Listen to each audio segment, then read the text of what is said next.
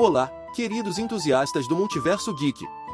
Satisfação tê-los de volta para mais uma emocionante dose de informações sobre o mundo de Jujutsu Kaisen. Hoje, mergulharemos de cabeça na aguardada parte 5 do resumo completo do próximo arco, com já alguns episódios da animação.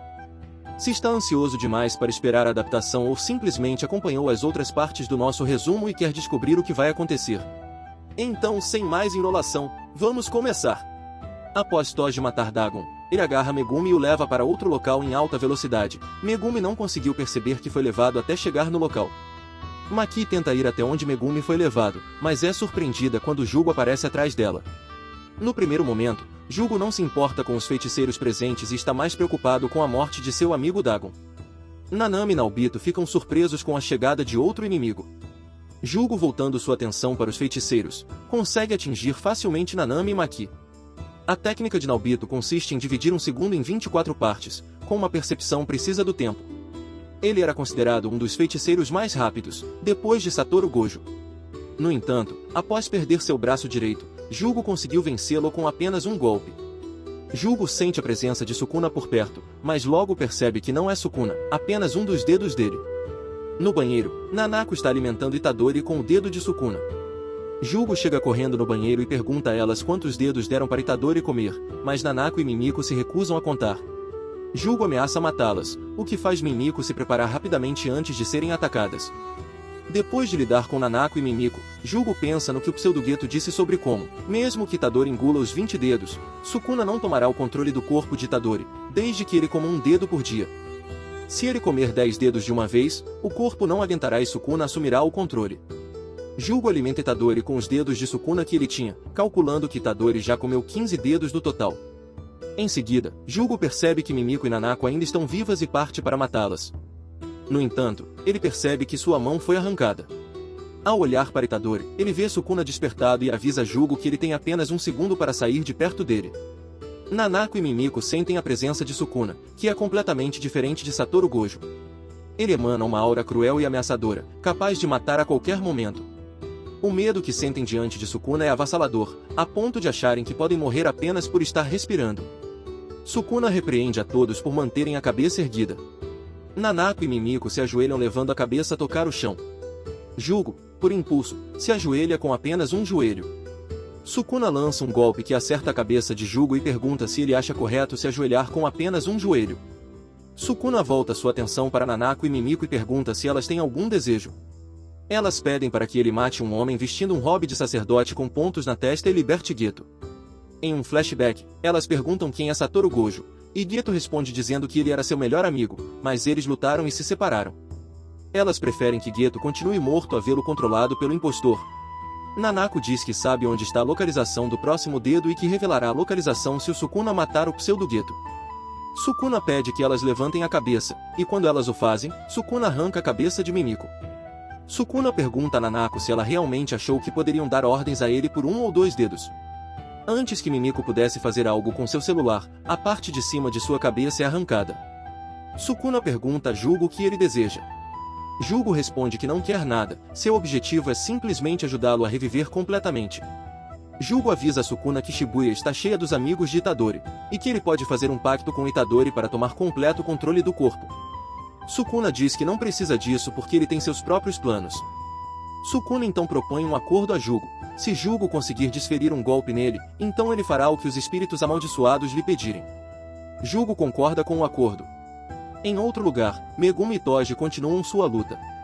Graças à ajuda de Inumaki, os civis e os humanos transfigurados não estavam mais na área, permitindo que Megumi se concentrasse completamente na luta. Megumi usa sua técnica Fuga de Coelhos em Toji. Enquanto isso, ele começa a sentir a presença de Sukuna em Shibuya e se questiona sobre o que está acontecendo lá. Toji atravessa facilmente o Shikigami Coelho em fuga, mas Megumi consegue se esquivar. Megumi foge e percebe que sua energia amaldiçoada atual não é suficiente para realizar uma expansão de domínio, e isso ainda não seria suficiente para derrotar Toji. Além disso, suas táticas de distração, como a fuga de coelhos, também não são mais uma opção viável. Ele entende que a única escolha é encerrar a luta o mais rapidamente possível. Em outro lugar, Shoko e o diretor de Tóquio montaram uma tenda médica. Shoko afirma que pode lidar com tudo sozinha, mas Masamichi insiste em ficar ao seu lado. Ele explica que não a deixará sozinha, pois se os inimigos descobrirem o local, ela estará em perigo. Já que Shoko é a única com a habilidade de curar os outros, e se ela não estivesse presente, Ino poderia ter morrido. Shoko diz que tudo foi graças ao raciocínio rápido de Masamichi. Se ela tivesse chegado depois que Nanami a chamou, teria sido tarde demais. Além disso, ela concorda que liberar Nanami foi uma boa ideia, já que teria sido um desperdício deixá-lo a cargo do telefone. Megumi, percebendo que sua única vantagem é o fato de Shoko estar em Shibuya para ajudar, também nota que Toji conseguiu matar uma maldição de classe especial. Ele conclui que seu Shikigami não é páreo para essa luta e decide poupar suas energias para os próximos confrontos.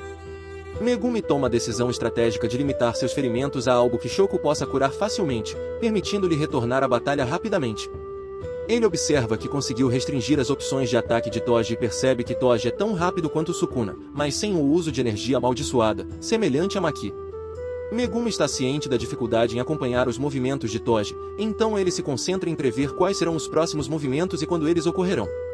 Megumi está ciente de que não pode cometer erros, pois qualquer pequeno erro pode levar à sua morte. Quando Toji parte para o ataque, ele pisa em um buraco, que permite a Megumi contra-atacar. Eles se distanciam um do outro, e durante esse momento, somos apresentados a um flashback de Toji. Ele menciona que o Megumi tem grande potencial se a técnica amaldiçoada dele se manifestar com 5 ou 6 anos. Toji menciona que entregaria seu filho a Naobito com facilidade se for a uma quantia de dinheiro significativa. Naobito responde que esperaria 8 anos para uma técnica herdada, 7 anos sem uma técnica e daria 10 anos a Toji se a criança possuísse uma técnica herdada. Toji pergunta a Megumi qual é o seu sobrenome, e Megumi responde dizendo que é Fushiguro. Toji fica surpreso por ele não ter dito Zen e diz que ele é sortudo por não ser Zen. Em seguida, Toji se mata cravando a espada na cabeça. Megumi se aproxima do corpo e nota que o rosto de Toji desapareceu, dando lugar ao rosto do neto da Ogami. Megumi comenta que teve sorte por Toji ter se matado ao mesmo tempo que fica intrigado com o desfecho da luta. Megumi decide seguir em frente, pois precisa chegar o mais rápido possível onde Shoko está para que ela possa curar seus ferimentos. Megumi muda de ideia e decide ir ver onde Maki e os outros estão, mas ele é surpreendido e atacado por trás por Aruta. Em frente ao Korego de Shibuya, Panda pergunta a Kusakabe se eles já não verificaram o prédio o suficiente. Panda argumenta que graças ao Inumaki os civis estão em um lugar seguro e que Inumaki confirmou o selamento de Gojo. Portanto, Panda pede que eles se apressem e vão procurar Satoru Gojo. Kusakabe diz que Gojo não é a única pessoa que importa. Ele argumenta que, se houver alguém com medo escondido em algum canto, como uma jovem estudante, e eles não a encontrarem, também seriam cúmplices no arruinamento de um futuro brilhante. Panda diz que ele tem razão e então Kusakabe pede para ele voltar a procurar. Kusakabe começa a ficar preocupado porque suas desculpas estão acabando e ele não quer ir até onde o Gojo está, com medo de morrer no processo. Kusakabe analisa que quanto menos pessoas estiver por perto, melhor o nariz do Panda fica e ele pode acabar indo sozinho encontrar o Gojo, e Kusakabe não, porque tem medo de ficar sozinho em Shibuya. Kusakabe decide que vai ganhar tempo fingindo que está perdido e depois entra na estação pela entrada Shiminami, já que sabe que o senso de direção do Panda é ruim. De repente, Panda e Kusakabe são cercados por feiticeiros. Os feiticeiros pedem que eles desistam e vão embora, ao que Kusakabe responde que simplesmente não pode e pergunta o que eles procuram. Os feiticeiros revelam que foram eles que herdaram a vontade de Geto. Panda pergunta qual é a história deles e os feiticeiros falam sobre quando o grupo discutiu sobre o que fazer com o impostor que se apoderou do corpo de Geto. Quando uma briga está prestes a começar, Larui os interrompe e explica como eles devem se separar para atingir seus objetivos. Larui diz que não vai com nenhum dos dois e que chegará um dia em que eles se encontrarão, pois são uma família. Depois que os feiticeiros terminam de explicar, eles perguntam se Panda e Kusakabe vão se render. Kusakabe está chateada porque a história terminou, mas pensa em como ela pode lidar com feiticeiros deste nível. Kusakabe se prepara para atacar. De repente, o grupo percebe uma explosão próxima e percebe a briga de Sukuna com Jugo. Sukuna pergunta se é tudo que Jugo tem, e Jugo diz que ainda não acabou e se prepara para atacar. Sukuna corta as mãos de Jugo e o joga contra um prédio. Jugo questiona a sua força, e chutando alto ele teria 8 ou 9 dedos. Jugo sabia que era fraco comparado ao Sukuna, mas não sabia que tanto. Sukuna pega Jugo e diz que Jugo pode continuar. Jugo incendeia o prédio, do qual Sukuna consegue escapar facilmente. Jugo prepara seu ataque máximo, Meteoro, que Panda e Kusakabe veem e começam a fugir. Como alguns feiticeiros bloqueiam seu caminho, Kusakabe cuida deles facilmente. Kusakabe então diz aos feiticeiros que precisam fugir porque 2 graus especiais estavam lutando, e eram como 2 elefantes sapateando em formigas, e eles eram as formigas. Neste momento, Sukuna aparece ao lado de Kusakabe e Panda e declara que todas as pessoas presentes no local estão proibidas de se mover até que ele diga Poké. Ele adverte que qualquer desrespeito a essa ordem resultará em morte. Panda chama por Itadori, mas não recebe resposta. Quando o meteoro está prestes a atingir o chão, Sukuna finalmente diz Poké, liberando todos para fugir.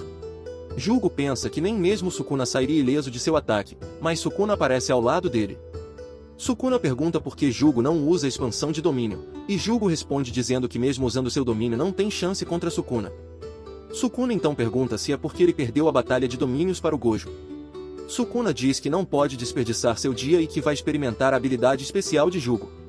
Sukuna dá um comando e começa a produzir chamas. Jugo fica chocado com isso e pensa que a técnica de Sukuna era do tipo cortes e ataques rápidos.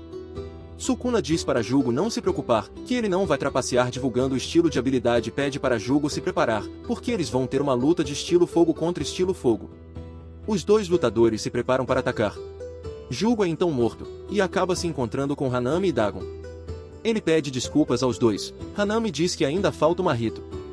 Jugo diz que vai ficar ainda mais forte e que quando renascerem não serão mais os mesmos. Mas Jugo vai esperar o dia que eles se encontrarão de novo e nesse dia serão humanos de verdade. Sukuna aparece e pergunta se Jugo realmente quer se tornar humano. Jugo dá um olhar de indiferença para Sukuna, que responde dizendo que entendeu o que ele quis dizer. Na verdade, Jugo não quer se tornar humano, ele quer tomar o lugar deles. Sukuna diz que, mesmo entendendo, essa ideia é uma bobagem, pois quando os grupos de humanos e maldições se juntam para medir seus valores, acabam enfraquecendo. Sukuna repreende Jugo, dizendo que ele deveria ter queimado todos eles, sem pensar, sem calcular, incinerado todos na sua frente. No entanto, Jugo desistiu de sua própria essência e de seu futuro desde que encontrou Satoru Gojo. A fome que deveria alimentar suas ações não foi suficiente, segundo Sukuna. Jugo aceita a crítica de Sukuna de cabeça baixa, triste por ouvir a verdade. Por fim, Sukuna diz que pelo menos se divertiu um pouco. Entre os humanos, feiticeiros e maldições com os quais ele lutou 1000 anos atrás, Jugo foi o mais agradável de se lutar, e Sukuna diz para ele se orgulhar por ser forte.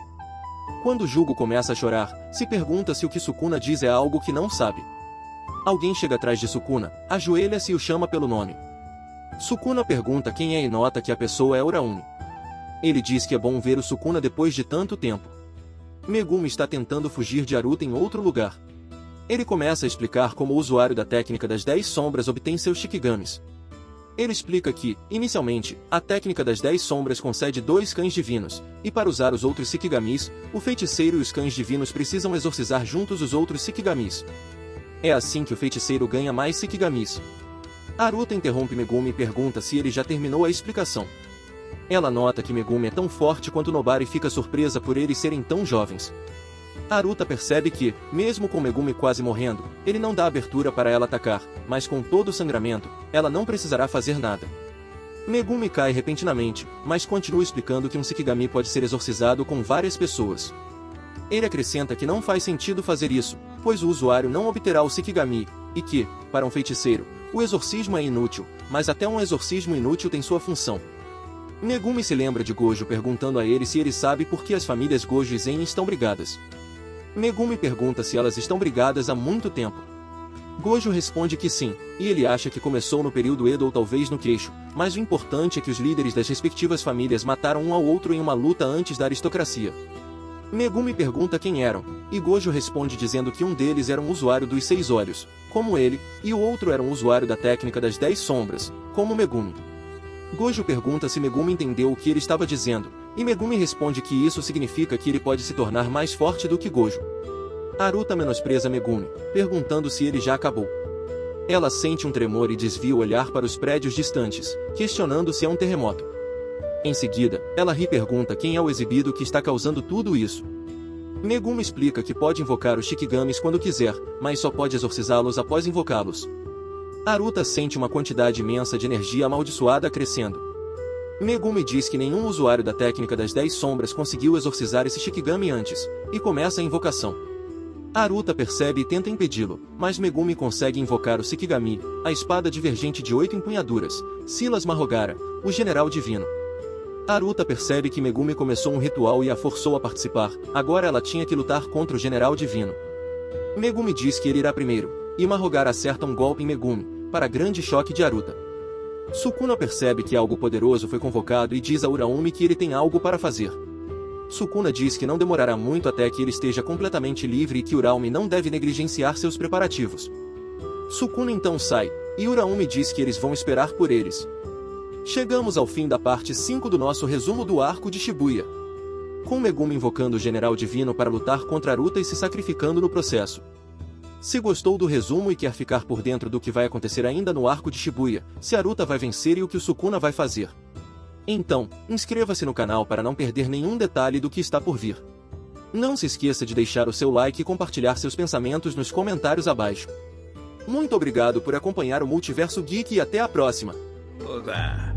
Ora, gambare, gambare.